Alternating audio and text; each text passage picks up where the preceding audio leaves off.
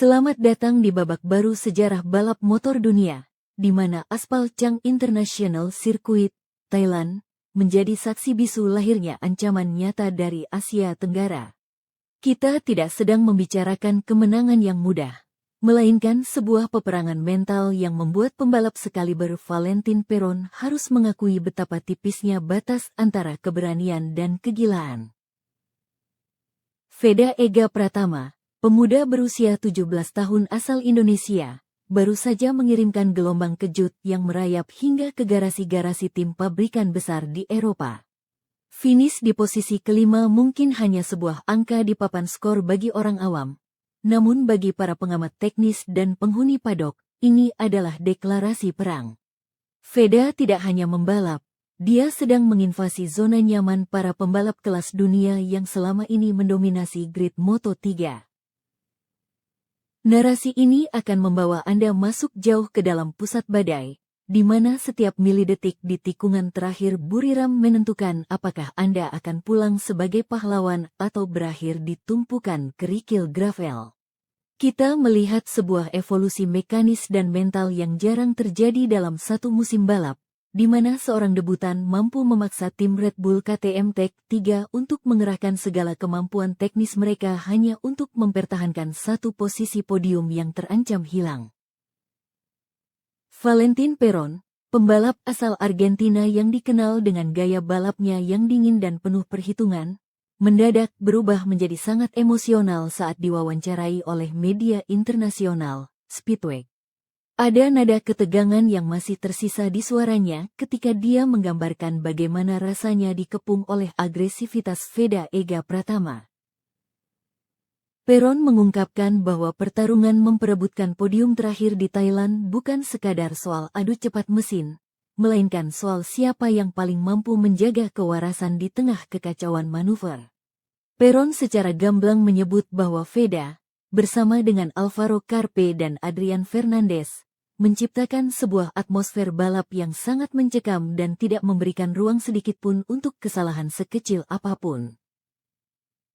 Pengakuan ini sangat krusial karena jarang sekali seorang pembalap yang berhasil naik podium justru lebih banyak membicarakan rivalnya yang finish di belakangnya. Ini membuktikan bahwa kehadiran Veda di lintasan telah menciptakan distorsi psikologis bagi lawan-lawannya. Perron merasa bahwa setiap kali dia mencoba menutup celah, motor Veda selalu ada di sana, mengintai dengan presisi yang mematikan, memaksa Perron untuk terus memacu motor KTM-nya hingga melewati batas toleransi komponen mekanisnya demi menjaga gengsi.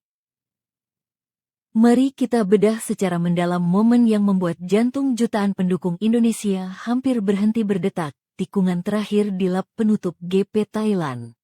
Disinilah Valentin Perron mengaku hampir kehilangan kontrol total atas motornya. Dalam kecepatan tinggi dan suhu lintasan yang menyengat, Perron dipaksa melakukan manuver all or nothing dengan masuk dari sisi dalam yang sangat sempit. Mengapa dia melakukan risiko sebesar itu? Jawabannya sederhana, karena Veda Ega Pratama sedang menempel ketat di belakangnya dengan kecepatan masuk tikungan yang jauh lebih agresif. Analisis data menunjukkan bahwa Veda menggunakan racing line yang sangat tidak konvensional, yang memaksa pembalap di depannya untuk bertahan secara defensif total atau tersalip dengan mudah. Perron mengakui bahwa risiko kehilangan kendali di tikungan tersebut adalah harga yang sepadan hanya agar dia tidak dipermalukan oleh sang Golden Boy asal Indonesia di depan publik Asia. Ini bukan lagi soal poin klasemen. Ini adalah soal mempertahankan otoritas di lintasan. Manuver nekat Perron adalah bentuk pengakuan tidak langsung bahwa dia tidak punya pilihan lain untuk mengalahkan Veda selain dengan mempertaruhkan keselamatan fisiknya sendiri di aspal panas Buriram yang terkenal sangat teknis dan tidak memaafkan kesalahan. Dunia Moto3 selama ini dikenal dengan balapan kelompok yang rapat. Namun apa yang ditampilkan Veda Ega Pratama di Thailand membawa terminologi agresif ke level yang benar-benar berbeda. Perron menyebutkan bahwa aksi saling salib yang melibatkan Veda, Carpe, dan Fernandez adalah salah satu yang paling intens dalam karirnya. Veda tidak menunggu celah terbuka, dia menciptakan celah itu sendiri dengan keberanian melakukan pengereman lambat yang ekstrim atau latte braking. Gaya balap ini seringkali dianggap berisiko tinggi bagi pembalap muda, namun Veda menunjukkannya dengan kontrol yang sangat matang untuk usianya yang baru 17 tahun. Para komentator internasional pun mulai memperhatikan bagaimana Veda mampu menjaga stabilitas motornya meskipun berada dalam tekanan kontak fisik antar motor. Di kelas Moto3, sentuhan antar bahu dan firing adalah hal biasa, namun Veda menggunakannya sebagai senjata psikologis untuk mengintimidasi lawan. Menurut laporan dari dalam paddock, beberapa mekanik senior mulai menganalisis bagaimana setup suspensi motor Veda mampu mengakomodasi gaya balap yang begitu menuntut fisik.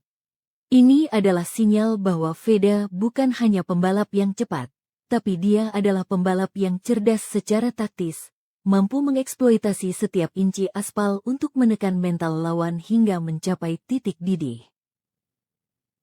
Jika kita melihat data telemetri secara sekilas, ada sesuatu yang unik dari cara Veda menangani sektor keempat sirkuit Chang. Valentin Perron menyadari bahwa pembalap di belakang mereka mulai mendekat karena intensitas duel di barisan depan sangat menguras waktu. Namun, Veda justru mampu mempertahankan ritme yang stabil meskipun terlibat dalam perkelahian posisi yang brutal. Hal ini menunjukkan tingkat efisiensi mesin dan manajemen ban yang luar biasa. Di kelas Moto3, di mana semua motor memiliki spesifikasi yang hampir seragam, perbedaan terbesar terletak pada kemampuan pembalap untuk mengatur aliran udara dan momentum di tengah kerumunan. Veda menunjukkan kecerdikan dalam menggunakan slipstream atau curian angin dari lawan di depannya, namun tetap memiliki keberanian untuk keluar dari jalur angin tersebut dan melakukan serangan mandiri. Inilah yang membuat Perron merasa tidak tenang sepanjang balapan. Dia tahu bahwa Veda memiliki senjata rahasia dalam hal pemilihan titik pengereman yang tidak terduga. Kecepatan sudut Veda di tikungan-tikungan cepat Buriram memaksa rival-rivalnya untuk terus menutup jalur balap mereka, yang pada akhirnya membuat konsumsi bahan bakar dan keausan ban mereka menjadi lebih boros dibandingkan jika mereka membalap secara normal tanpa tekanan dari pembalap Indonesia tersebut. Bukan hanya Valentin Perron yang mulai merasa terancam, namun seluruh jajaran manajemen tim Red Bull KTM Tech3 dan pesaing lainnya kini mulai menempatkan nama Veda Ega Pratama dalam daftar pantauan utama mereka. Setelah balapan di Thailand, suasana di paddock berubah menjadi lebih serius ketika membicarakan potensi jangka panjang Veda. Hasil finish kelima ini dianggap sebagai sebuah anomali bagi seorang pembalap Asia yang baru saja menapaki jenjang dunia jika dibandingkan dengan proses adaptasi pembalap lain yang biasanya membutuhkan waktu bertahun-tahun. Perron secara jujur mengatakan bahwa dia harus belajar banyak dari persaingan ketat tersebut. Ini adalah pernyataan yang sangat rendah hati sekaligus waspada. Persaingan dengan Veda telah memaksa para pembalap Eropa untuk mengevaluasi kembali strategi mereka saat berhadapan dengan talenta dari Asia Tenggara. Ada rasa hormat yang tumbuh secara paksa. Mereka tahu bahwa Veda tidak akan mundur dalam duel 1 lawan 1. Tekanan ini menciptakan efek domino di mana setiap pembalap di grid sekarang menyadari bahwa memberikan sedikit saja ruang kepada Veda berarti memberikan peluang bagi bendera merah putih untuk berkibar di depan mereka. Paddock Moto3 yang biasanya sangat terkotak-kotak kini mulai berbisik tentang kemungkinan Veda menjadi kandidat kuat juara dunia di musim-musim mendatang. Untuk memahami betapa besarnya pencapaian Veda di Thailand, kita harus melihat siapa yang dia lawan. Valentin Perron bukan pembalap sembarangan, dia sudah mengantongi podium di Belanda dan Hungaria sebelum mendarat di Thailand. Pengalamannya jauh melampaui Veda di panggung internasional. Namun, fakta bahwa Perron harus bersusah payah dan hampir terjatuh hanya untuk finish 2 posisi di depan Veda menunjukkan bahwa jarak kualitas antara keduanya sudah hampir hilang. Perron mengakui perasaan luar biasa bisa finish ketiga, namun di balik senyum podiumnya, ada kesadaran bahwa kemenangan itu diraih dengan susah payah. Bagi Veda, bersaing secara langsung dan memberikan tekanan psikologis kepada pembalap yang sudah sering naik podium adalah kemenangan moral yang sangat besar. Ini adalah bukti bahwa program pengembangan pembalap di Indonesia telah mencapai level di mana mereka bisa memproduksi atlet yang mampu bersaing secara head-to-head dengan talenta terbaik dari Amerika Latin dan Eropa. Ambisi Veda tidak berhenti di posisi kelima. Ekspresi wajahnya setelah balapan menunjukkan ketidakpuasan yang sehat, sebuah tanda dari seorang juara sejati yang merasa bahwa podium seharusnya menjadi miliknya jika saja beberapa variabel di tikungan terakhir berpihak sedikit saja kepadanya. Media-media olahraga motor terkemuka seperti Speedweek dan Motorsport mulai mengubah nada pemberitaan mereka mengenai Veda Ega Pratama. Jika di awal musim dia dianggap sebagai proyek eksperimen, kini dia disebut sebagai The Indonesian Threat atau ancaman dari Indonesia. Narasi yang dibangun bukan lagi soal keberuntungan, melainkan soal konsistensi dan teknik balap yang solid. Kutipan Peron yang menyebut Veda sebagai pembalap yang sangat agresif dan melakukan banyak manuver, menjadi headline yang mempertegas citra Veda di mata dunia. Media internasional mulai menyadari bahwa basis penggemar Veda di Indonesia yang masif memberikan tekanan tambahan bagi para rivalnya. Namun yang lebih menakutkan adalah kemampuan Veda untuk tetap tenang di bawah tekanan tersebut. Mereka menyoroti bagaimana Veda mampu menjaga emosinya di lintasan, tidak melakukan kesalahan konyol meskipun sedang dalam tensi tinggi, sebuah karakteristik yang jarang dimiliki pembalap muda. Dunia kini sedang menunggu langkah Veda selanjutnya, karena setiap kali dia turun ke lintasan, dia tidak hanya membawa motornya, tapi dia membawa harapan sebuah bangsa yang haus akan prestasi di kancah otomotif global. Sorotan kamera kini lebih sering tertuju pada motor bernomor start Veda, mencari tahu manuver ajaib apa lagi yang akan dia lakukan untuk mengacak-acak dominasi grid depan. Di balik layar panasnya GP Thailand, beredar kabar burung di kalangan jurnalis paddock bahwa beberapa manajer tim besar mulai mendekati lingkungan terdekat Veda Ega Pratama. Performa agresifnya melawan Peron dan Carpe di Buriram dianggap sebagai ujian kelulusan bagi Veda untuk naik ke level yang lebih tinggi. Meskipun belum ada konfirmasi resmi, spekulasi mengenai masa depannya di kelas oto-oto atau bahkan dukungan pabrikan yang lebih besar mulai menjadi konsumsi hangat di meja-meja hospitality team. Ada rumor yang menyebutkan bahwa pabrikan besar mulai melirik potensi pemasaran sekaligus teknis jika mereka memiliki pembalap sekali berbeda di skuad utama mereka. Penampilan di Thailand bukan hanya soal poin, tapi soal nilai pasar dan pembuktian bakat yang murni.